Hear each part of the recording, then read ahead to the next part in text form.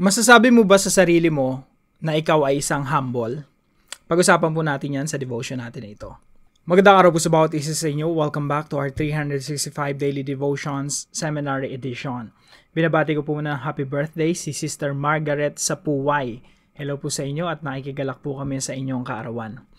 Now, yung topic po natin ngayon ay patungkol po sa Son of Man. Son of Man. Alam niyo po yung salitang Son of Man, ito po yung, kung meron mang favorite na title si Jesus, ito po yon, Son of Man. Ito yung lagi niyang tinatawag sa kanyang sarili. Anak ng tao, Son of Man. The title Son of Man is a messianic title. Hindi po ito basta anak ng tao. Ano po ito? Messianic title. Malalim po yung hugot nito. So, messianic title Jesus used for himself, rooted in Daniel chapter 7, 13, and 14. Hindi po natin maunawaan yung Son of Man pag hindi natin maintindihan yung Daniel 7, 13, and 14, tsaka yung prophet Ezekiel. So, where one, like a son of man, approaches the Ancient of Days to receive dominion over all creation. So, sinasabi ni Prophet Daniel, yung like a son of man na yon na nakikita niya sa vision, kinoronahan, merong coronation na nangyari. And then, he received dominion over all creation. It affirms both his true humanity and his full deity. Ibig sabihin, yung Son of Man na yon, fully God and fully man. Since this figure is worshipped and given authority over all nations, by this title, Jesus declares himself the suffering servant who identifies with humanity and the divine king who reigns eternally. This title secures the truth of Christ's real humanity and his role as the representative head of his people, fulfilling what Adam failed to do. Napakaganda po ng talakayan natin na ito, no? So, dito po sa Daniel chapter 7, verse 13 and 14, si Prophet Daniel po, meron siyang vision. May nakikita siya, Son of Man. Yung Son of Man na yun, sabi dito, in my vision at night, I looked, and there before me was one like a son of man, coming with the clouds of heaven. He approached the Ancient of Days and was led into his presence. He was given authority, glory, and sovereign power. All nations and peoples of every language worship him. Yung Son of Man na yun, sinasamba. Kaya ito ay very mysterious eh. Sino tong Son of Man na to na sinasamba ng lahat ng mga lahi at lahat ng mga bansa? His dominion is an everlasting dominion that will not pass away, and his kingdom is one that will never be destroyed. Sa Tagalog po, patuloy ang aking pangitain. Hindi nakita ko sa alapap sa langit ang parang isang tao. So, hindi niya pa ma-distinguish mabuti. Ano yung someone na yon na parang isang tao? Parang isang anak ng tao. Lumapit siya sa nabubuhay magpakailanman. Sino yun? Yung si God the Father, the Ancient of Days. Binigyan siya ng kapamahalaan. So, nung nagkita yung Diyos Ama, tsaka yung Diyos Anak, si Jesus, no? Nung nagkita sila, si Jesus galing to sa mundo, no? Nung nag-ascend siya, umakyat siya sa langit. Sa Book of Acts yun. Pagkatapos mamatay ng ating Panginoon Jesucristo, ilibing at muling mabuhay, umakyat siya sa langit. Tapos, eto na po yung verse na to, yung kasunod. Yung, he approached the Ancient of Days. Kinausap niya. Lumapit siya sa Diyos Ama. Tapos kinoronahan siya. Coronation po ito eh. So, binigyan siya ng kapamahalaan, ng karangalan at ng kaharian upang paglingkuran siya ng lahat ng tao sa bawat bansa at wika. Ang pamamahala niya ay hindi magwawakas at ang kanyang kaharian ay hindi mawawasak. So, ito po yung una nating katuruan ngayong araw. The Son of Man is a mysterious prophesied ruler. Sa Old Testament pa lang, yung mga Son of Man na term na ginagamit, ito ay mystery sa kanila. Hindi nila maintindihan. Son of Man, sinasamba, pinaglilingkuran ng lahat ng mga bansa. Tapos, high and lofty, exalted. Parang ano to eh, mystery. Sino tong Son of Man na to? So, the Son of Man is a mysterious prophesied ruler. He is the ruler of the world. Now, yung mga Hudyo po, ang interpretation nila dito, eto na yung Messiah, no? And tama naman sila, si Jesus, Messiah. Ang ayaw lang nilang tanggapin si Jesus yung Messiah, no? Kaya pagpunta ka sa Israel ngayon, hindi pa rin nila kinikilala si Jesus bilang Messiah. So point number 2, the Son of Man is the eternal divine king. Sabi po rito, itong Son of Man na to, uupo sa kanyang trono, paglilingkuran siya ng lahat ng mga tao, magsasamba sa kanya yung mga tao, and then sabi rito, his dominion is an everlasting dominion. Yung kanyang paghahari, hindi matatapos. Ang pamamahala niya ay hindi magwawakas, at ang kanyang karian ay hindi mawawasak. So, sa understanding nila Prophet Daniel, tsaka ng mga tao sa Old Testament, etong Messiah na ito, itong Son of Man na to, eternal King. Ibig sabihin, hindi mamamatay. And He is divine. Yun lang po yung medyo nahirapan silang i-grasp yung Diyos, yung pagka-Diyos ng Son of Man. Kaya nire-reject nila si Jesus bilang God. Now, point number 3, the Son of Man is the suffering servant. Ito na po. Ito yung kadahilanan kung bakit hindi matanggap ng mga Hudyo na si Jesus, yung Son of Man, yung Messiah. Pagdating po sa New Testament, nung pinanganak ang ating Panginoon Jesucristo, namuhay siya, naglingkod siya sa mga tao, sabi po dito sa Mark 10:45, for even the Son of Man did not come to be served, but to serve and to give His life as a ransom for many. Yung Son of Man na yun na napakataas, napakadakila, sinasamba ng lahat ng mga bansa sa vision ni Prophet Daniel. Pagdating dito sa New Testament, biglang naging servant, biglang nagpakumbaba. For even the Son of Man, yung vision ni Prophet Daniel na yon, high and lofty, napakadakila, he approached the Ancient of Days and he received dominion and power and glory. Pagdating rito sa Mark 10:45, sabi ni Jesus, for even me, the Son of Man, did not come to be served, but to serve, and to give His life as a ransom for many. Mind-blowing.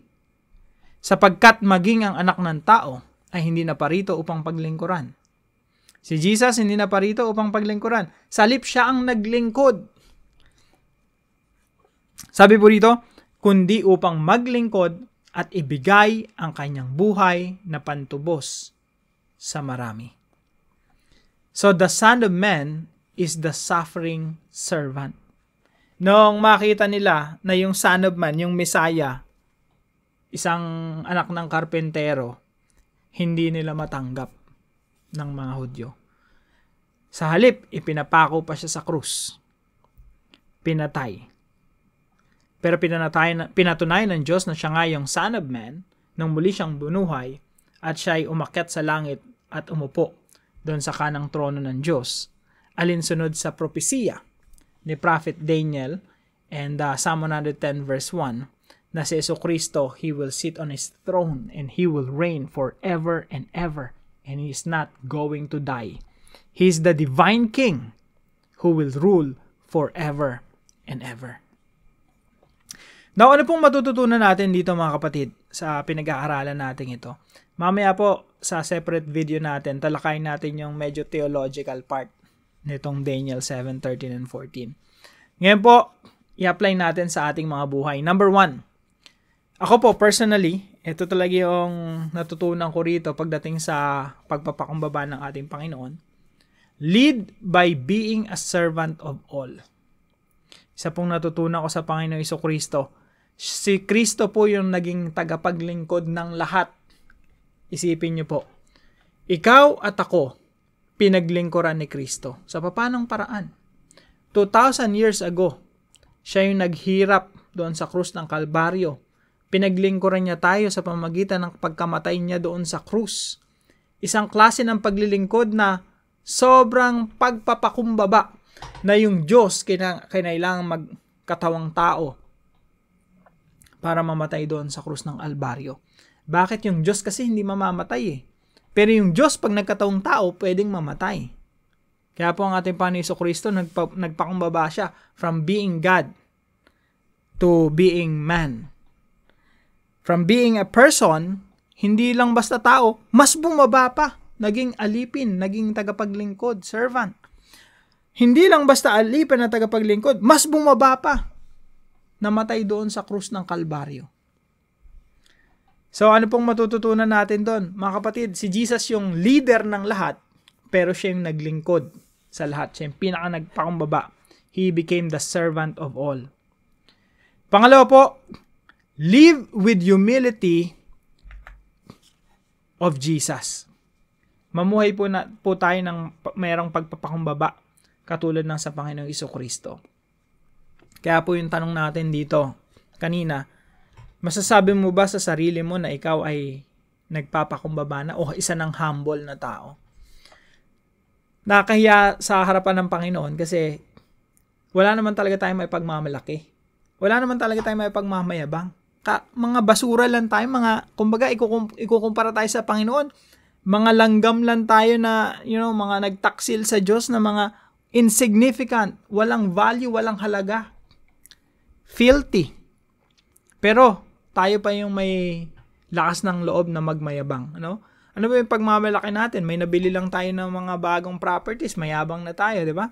Meron lang tayong nabiling mga pwedeng magarang bag, magarang gadget, magarang sasakyan. Pinagmamalaki na agad natin, no?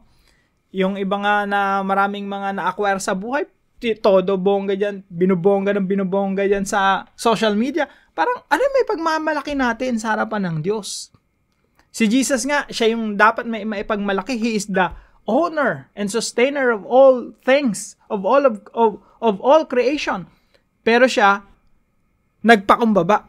Tapos tayo nagmamataas, wala nga tayong ambag dito sa creation. Wala nga tayong ambag dito sa universe. Napakaliit lang natin, isang toldok lang, pero sa puso natin, doon pa nag-uugat yung samot-saring kayabangan. Lahat ng may pagmamalaki, pinagmamalaki natin. So, live with humility of Jesus. Kung paano nagpakumbaba ang Panginoon, magpakumbaba tayo, maging humble tayo katulad ng ating Panginoon. And it's gonna be a lifelong process.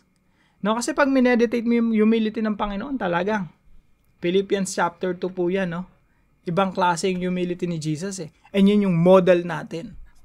Sana dumating tayo sa punto ng ating buhay na masasabi natin, Lord, wala talaga may pagmamalaki. Ito lang talaga ako. Kung meron man ako may pagmamalaki, si Jesus yun. Kung meron man ako may pagmamalaki, si God yun. I know who God is. At least, according to His revelation. Naunawaan ko sino yung Diyos according sa Biblia. Yun lang yung pwede natin ipagmalaki, no? Pero pagdating sa kahit anong meron wala tayong dapat may pagmalaki. Let's live with the humility of Jesus. And number 3 po, level up for greatness by being Christ-like. Pag sinabi natin greatness sa Tagalog, dakila. Pwede pala tayong maging dakila sa pamamagitan ng pagpapakumbaba, sa pamamagitan ng paglilingkod. Alam niyo po, turo ni Jesus yan eh.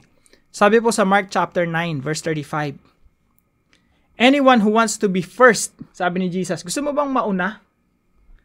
You must be the very last and the servant of all.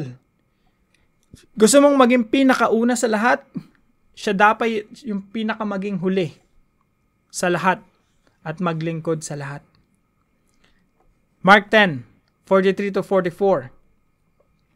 Sabi po rito, not so with you. Instead, whoever wants to become great among you must be your servant.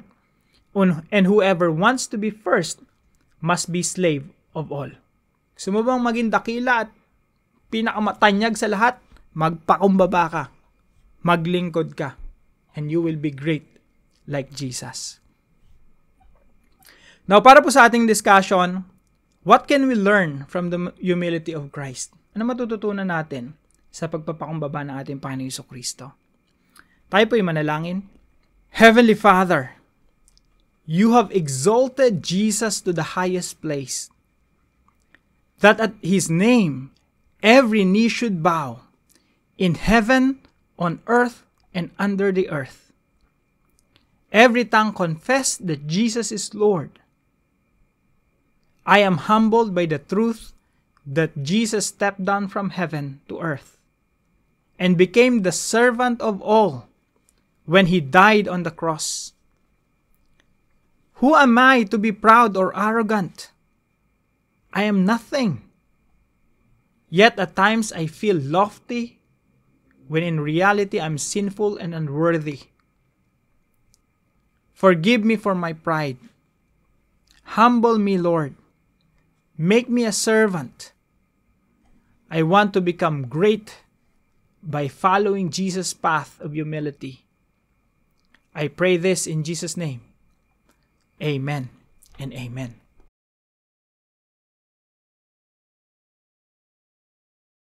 Maraming salamat po sa partner natin, kay Brother Dave. At hello po sa mga kapatiran natin sa South Korea. Pagpalain po kayo ng ating Panginoon. Now, kung kayo po may natutunan sa devotion natin na ito, ipalam nyo lang po sa comment section right below this video. And please don't forget to share this devotion to your family and friends. Magandang araw po sa bawat isa sa inyo. See you po tomorrow 5 a.m. dito sa ating Daily Devotions.